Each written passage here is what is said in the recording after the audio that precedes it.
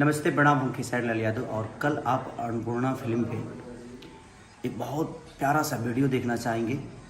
और प्यार आपको ऑडियो ने जो रिस्पांस आप लोगों ने दिया है, जो मोहब्बत दी है, उससे आभास होता है कि अभी तक तो प्यार का दुनिया परिभाषा सुनती थी, प्यार को लेकर एंजॉय करती थी, झगड़ा को लेकर एंजॉय पहली बार दुनिया कर रही है। और उस झगड़े हैं हम दोनों। इधर आइए आप। ये हमारी नमस्ते, मैं महिमा सिंह। और ये हम समझ ही सकते हैं, तो ये हमारी गर्लफ्रेंड के रोल में है झगड़ा में, और मैं इनका बॉयफ्रेंड हूँ।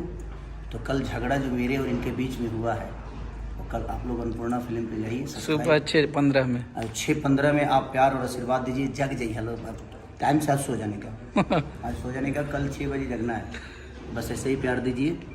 अखिलेश कश्यप जी का लिखा हुआ गाना है, आर्या शर्मा जी ने म्यूज़िक दिया है, और महिमा जी ने, और हमारे वीडियो डायरेक्टर आर्यन जी हैं, और सारी पूरी इनकी टीम है।